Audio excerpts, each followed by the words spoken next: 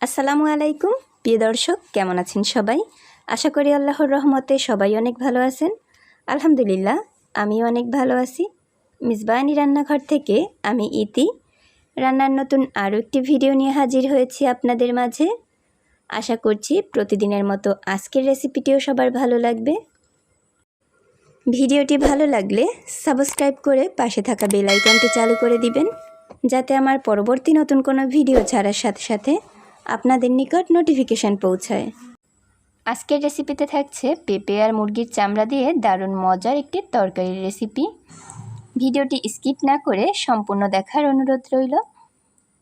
আর যদি আমার ভিডিওর কোনো অংশ ভালো লেগে থাকে একটি লাইক, কমেন্ট আর শেয়ার করে দিবেন। চলুন তাহলে মূল ভিডিওটি দেখে নেওয়া যাক।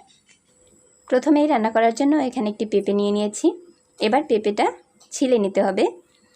আর সাথে নিয়ে নিয়েছি একটি বলে পানি। এবার পেঁপেটার বটির সাহায্যে খোসা ছাড়িয়ে নিচ্ছি। একটু লক্ষ্য করলে দেখতে পারবেন খুব ভালোভাবে কিন্তু বটির সাহায্যে আমি খোসাগুলো ছাড়িয়ে নিচ্ছি। এই পর্যায়ে আমার খোসা ছাড়ানো হয়ে গেছে।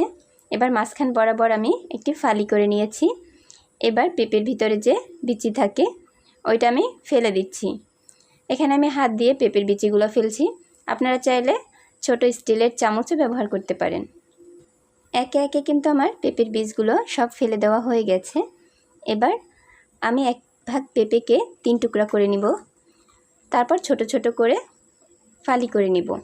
এখানে আপনারা আপনাদের পছন্দ অনুযায়ী সাইজ করতে পারেন। এখানে যেহেতু আমি মুরগির চামড়া দিয়ে রান্নাটা করব, তার জন্য কিন্তু বেশি বড় আমি রাখিনি। আপনারা চাইলে এর থেকে বড় সাইজ করে রাখতে পারেন। এই পর্যায়ে লক্ষ্য করলে দেখতে পারবেন আমার সব পেঁপেগুলো কিন্তু কেটে নেওয়া হয়ে গেছে। আমি দেখিয়ে দিচ্ছি কতটুকু সাইজ করে কেটেছি। এবার পেঁপেগুলো এক সাইড করে রেখে দিব। এবার এর সাথে মশলা নিয়ে নিয়েছি আদা, রসুন, পেঁয়াজ, গোলমরিচ, দারচিনি, এলাচ আর 3টা তেজপাতা। এবার সবগুলো মশলা বেটে নিয়ে আসি। আর পেঁপেগুলো কিন্তু আমি ধুয়ে নিয়েছি। আর মুরগির পা, চামড়া, পাখনা সব কিছু কিন্তু আমি ধুয়ে নিয়েছি। এবার পেঁয়াজ কুচি, রসুন বাটা, আদা বাটা, জিরা বাটা আর এলাচটা আমি বেটে দিয়েছি। দারচিনি আর তেজপাতা তো আছেই। রান্না করার জন্য চুলাতে একটি কড়াই বসিয়ে দিয়েছি। এবার কড়াইয়ের মধ্যে দিয়ে দিব 3 টেবিল চামচ তেল। তেলটা যখন একটু গরম হয়ে আসবে তখন এর মধ্যে দিয়ে দিব ওই 4 টুকরা দারচিনি আর 3টা তেজপাতা। একটু নেড়ে চেড়ে 2 মিনিটের মতো ভেজে নিব। এবার দিয়ে দিয়েছি পেঁয়াজ কুচি। এখানে আমি মিডিয়াম সাইজের 3টা পেঁয়াজ নিয়ে নিয়েছি। এবার পেঁয়াজের সাথে দারচিনি, তেজপাতা ভেজে নিচ্ছি। যখন পেঁয়াজটা একটু সফট হয়ে আসবে তখন কিন্তু একে একে এর মধ্যে বাটা মশলাগুলো ব্যবহার করব। এখানে আমি আদা বাটা দিয়ে দিয়েছি, রসুন বাটা, এবার দিয়ে দিব জিরা বাটা।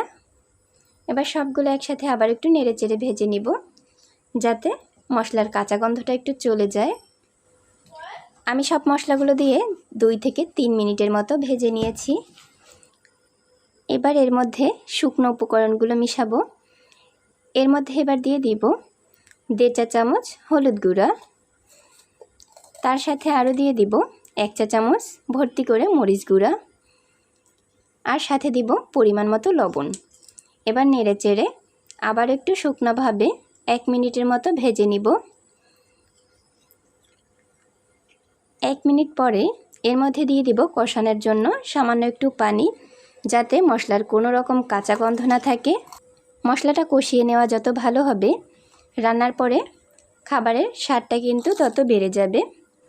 এবার আমি নেড়ে চেড়ে মশলাটা খুব ভালোভাবে কষিয়ে নিব যতক্ষণ পর্যন্ত না উপরে তেল চলে আসে। এই পর্যায়ে উপরে তেল উঠে এসেছে। এবার আমি চামড়া, পাখনা সহ সব কিছু দিয়ে দিব। সব কিছু দিয়ে দেওয়া হয়ে গেলে এবার নেড়ে চেড়ে 3 থেকে 4 মিনিট কষিয়ে নিব।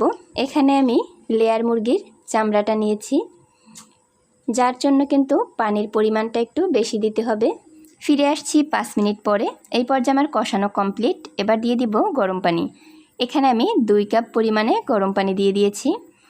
পানিটা দেওয়ার সময় আমার ক্যামেরা অন করতে ভুলে গিয়েছিলাম, তাই ভিডিওটা স্কিপ হয়ে গেছে। যে কোনো রান্নায় কিন্তু গরম পানি ব্যবহার করলে খুব তাড়াতাড়ি সিদ্ধ হয়ে যাবে। এবার খুব ভালোভাবে বলক চলে এসেছে।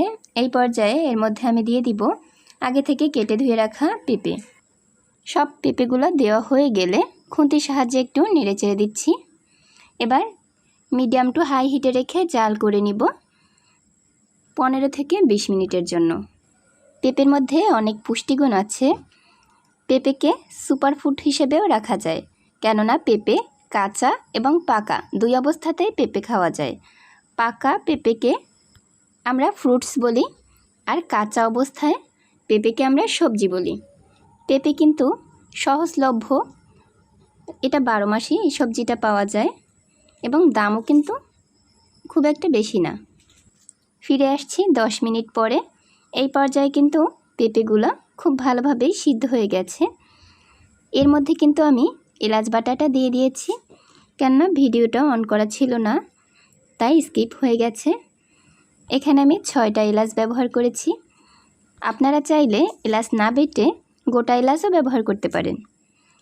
এই পর্যায়ে দেখিয়ে দিচ্ছি পেঁপেটা খুব ভালোভাবে সিদ্ধ হয়ে গেছে। একটু চাপ দিলেই খুব ভালোভাবে ভেঙে যাচ্ছে। আমার রেসিপিটি ফলো করে একবার হলেও বাসাতে তৈরি করে ফেলুন পেঁপে দিয়ে মুরগির চামড়ার রেসিপিটি। আশা করছি আপনিও আপনার পরিবারের কাছে খুবই ভালো লাগবে। কথা বলতে বলতে কিন্তু আমার রান্না কমপ্লিট। এবার একটি সার্ভিং প্লেটে নিয়ে দেখিয়ে দিচ্ছি।